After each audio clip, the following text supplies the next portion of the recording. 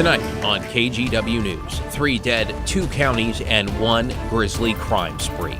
Plus, coming out of the ceiling and then disguising themselves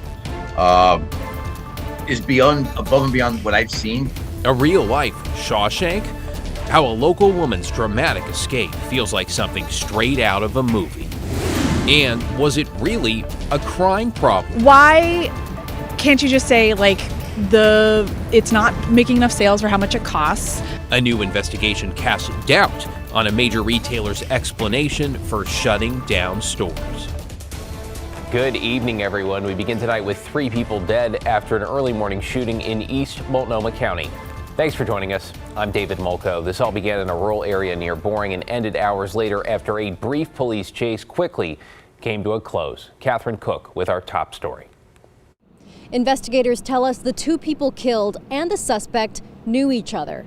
For those who live here on Cottrell Road, they say it's been an incredibly upsetting day as they try to understand what happened. Just before 4 a.m. Wednesday, Multnomah County Sheriff's deputies responded to a shooting at a home on Southeast Cottrell Road near Carpenter Lane in Boring. There, investigators say they found a man, woman, and a dog all dead from gunshot wounds. For about 2 hours, neighbors were warned by Reverse 911 to shelter in place as deputies launched their investigation. It's not a good thing. Pete Summers lives on Cottrell Road.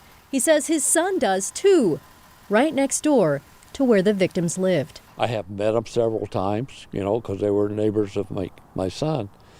And they were nice people, so I have no clue as to what might have happened. By 8 a.m., a break in the case in Clackamas. Sheriff's deputies there tried to pull over a white van for a traffic violation. Authorities say the driver refused, but eventually stopped near Southeast 131st Drive and Comanche Court. Then, deputies say they heard a gunshot inside the van. They later found the driver dead inside. Investigators say the man was involved in the early morning shooting and knew both victims. Back in Boring, you're always worried about your kids, Pete is thankful his son is okay, and his heart is with the victims' families. Too bad that it happened. From what I know, they were nice people. Sheriff's officials say they won't be releasing any more information for now, including the names of those killed. They say they're holding off until autopsies are complete. In Boring, Catherine Cook, KGW News. Developing tonight, a woman is hurt following a shooting in Troutdale. Authorities say they responded just after 9 to a business near Southwest 257th and Stark. Deputies found the woman injured when they arrived. She was taken to the hospital. Her condition is unknown. Anyone with information is asked to contact the Multnomah County Sheriff's Office. To get you caught up on tonight's other headlines, the Multnomah County DA's office is receiving more grant funding to crack down on bias crime. Some $300,000 is coming from the Federal Department of Justice. It'll help the DA's office fund a dedicated bias crimes investigator. The money will also be used for community outreach and education. In Alaska, a jury has found a 67-year-old Gresham man guilty of murder in the case of a teen who was raped and killed more than 4 decades ago. The body of 16-year-old Shelley Connolly was found outside of Anchorage after she was reported missing in January of 1978.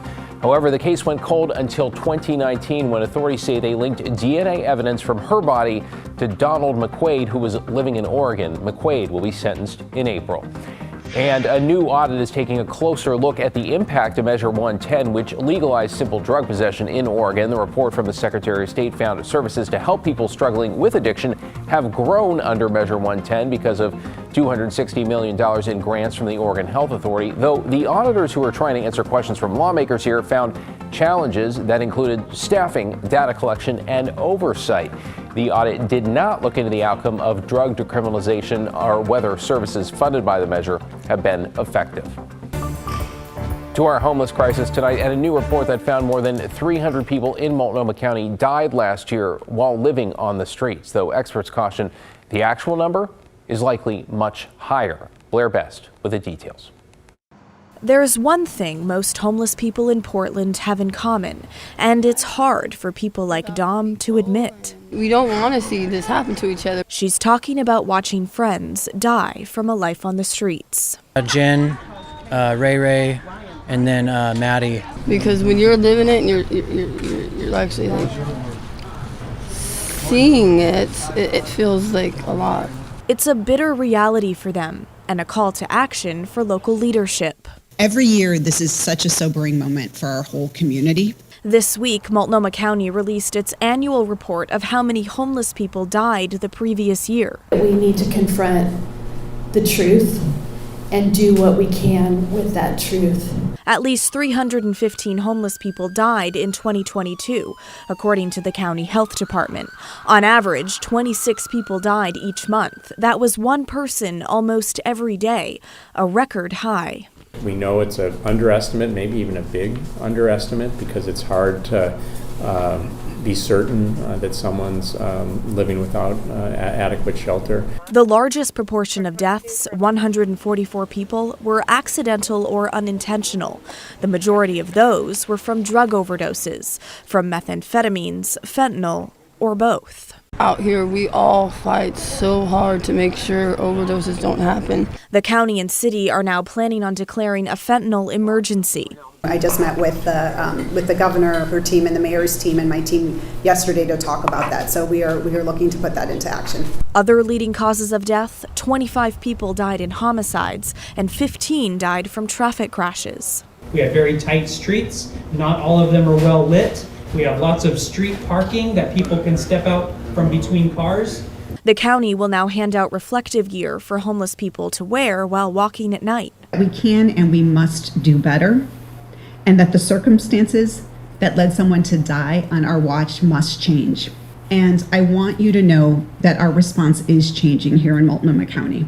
Multnomah County Chair Jessica Vega-Peterson talked of investing in new day shelters, sending more outreach workers to the streets, and putting $6 million towards a stabilization center for those struggling with addiction.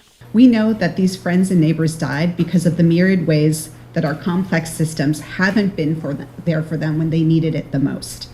And that is devastating and heartbreaking for all of us. Especially for those who see it firsthand and say it's the little things. Local churches passing out food and hot cocoa and socks. That can go a long way and even save a life. It makes the biggest differences in the world, you know. Blair Best reporting there.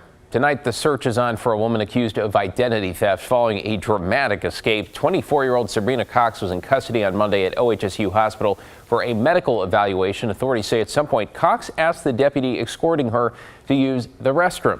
She then went into a single-stall bathroom, climbed through the ceiling, and dropped into another room. There's more here. She managed to get her restraints off, change her appearance, and then leave the hospital. For having this person actually climbing through the ceiling, coming out of the ceiling, and then disguising themselves is above and beyond what I've seen. Well, that expert there says there should have been 2 deputies watching Cox, not 1, and she should not have been permitted to use an individual bathroom. The sheriff's office and OHSU declined interview requests. Anyone who spots Cox who has connections in North Portland and Battleground is urged to call 911.